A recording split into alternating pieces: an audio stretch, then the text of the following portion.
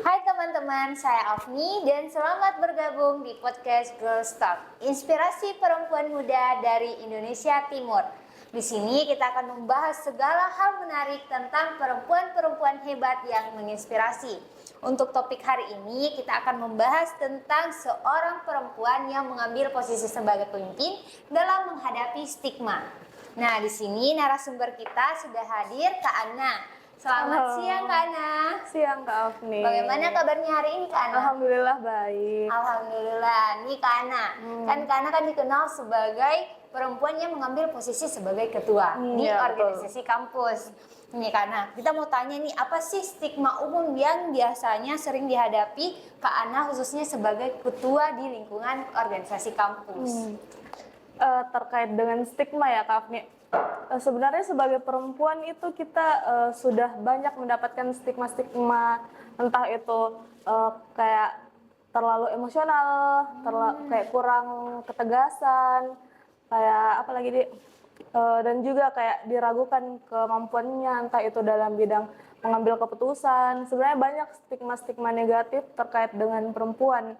Nah, dari situ juga saya kayak mau mencoba untuk melawan stigma-stigma itu, makanya saya berani melangkah selangkah lebih maju lagi untuk ya udah coba saya jadi ketua. Pembuktian ya Kak? Iya, jadi saya bisa lawan stigma-stigma itu, bahwa saya bisa juga loh gitu. Jadi Kak Ana memilih untuk ambil posisi pemimpin di lingkungan organisasi kampus. Sekarang posisinya ketua Kak? Iya, ketua. Di antara banyaknya laki-laki Kak Ana ambil posisi ketua. Kita coba saja ya. Coba saja. Nah, bagaimana sih pertama kali Kak Ana, apa yang pertama kali dihadapi stigmanya? Bagaimana caranya Kak Ana untuk mengatasi stigma tersebut? Kan kadang laki-laki pasti bilang, deh nggak usah dengar deh Kak perempuan sih. Betul. Gimana tuh Kak Ana untuk mengatasinya? Sebenarnya cukup berat ya Kak. Kayak misalnya sebenarnya pada intinya percaya diri saya dulu, kayak ya udah kayak bahasa tongkrongan pede aja sih. Pede aja sih. Kayak modal nekat, modal pede. Yang penting diri sendiri tahu kemampuannya sampai mana. Kayak saya bisa menjalani ini, saya mampu dan saya merasa bertanggung jawab untuk mengambil jabatan ini. Jadi ya udah dijalani saja. Pernah gak sih Kak Ana sendiri ada mendapatkan penolakan dari keputusan yang dilakukan, terutama di kaum apa sih?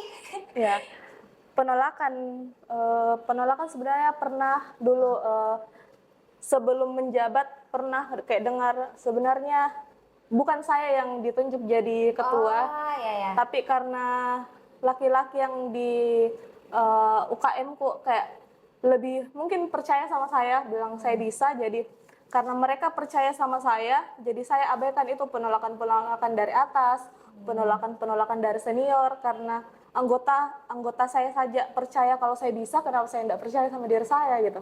Nah, ini kan membahas tentang anggotanya Kak Ana. Bagaimana sih Kak Ana membangun dukungan dan kepercayaan dari anggota tim atau komunitasnya untuk melawan stigma yang ada itu? Pasti kan ada dukungan dong Kak. Betul. Yang pertama sih dari komunikasi dulu yang kayak diperbaiki, sering komunikasi dengan anggota, kayak selalu melibatkan anggota dalam mengambil keputusan, karena dengan melibatkan anggota dalam pengambilan keputusan itu mereka jadi merasa penting dalam komunitas itu.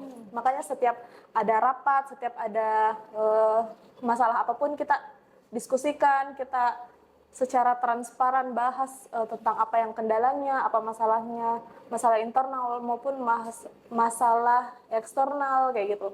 Jadi yang diutamakan dulu dari komunikasi, terus kita bangun kepercayaan secara individualnya kayak gitu. Oh gitu ya Kak, jadi harus dilibatkan ya setiap anggota.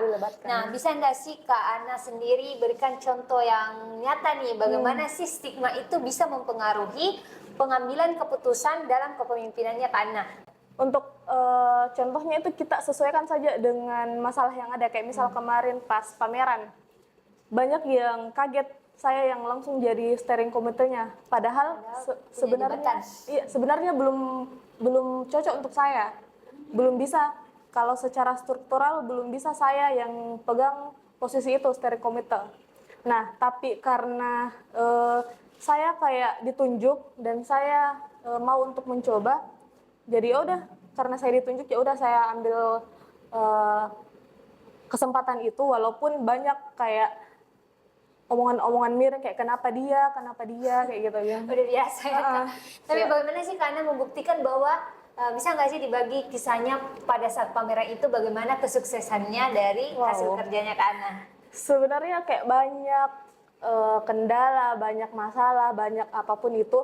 Tapi karena sebenarnya saya hampir menyerah pas sebelum hari hanya, karena kayak anggota susah dicari, entah karena persiapannya belum matang atau bagaimana. Sementara sudah dikejar deadline, jadi hampir dibatalkan itu pameran, tapi karena saya dan beberapa teman-teman kayak bisa gini, kita coba saja, Keyakinan. kita berjuang, kita sama-sama, kita sudah memulai, jadi kita harus selesaikan dengan baik kayak gitu. Jadi modal nekat sebenarnya. Modal nekat. Ya, boleh nggak sih karena bagi cerita sedikit selama mengurus sebelum jadi ketua pasti kan ada proses yang dilalui. Apa sih kisah dari Kana sendiri sehingga Waduh. bisa sebagai pemimpin atau ketua?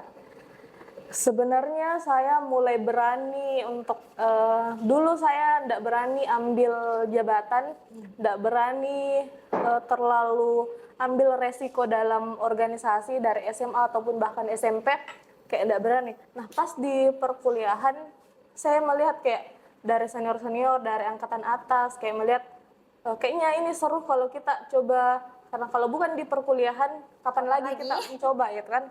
Jadi udah saya coba keluar dari zona nyaman, saya masuk UKM ini.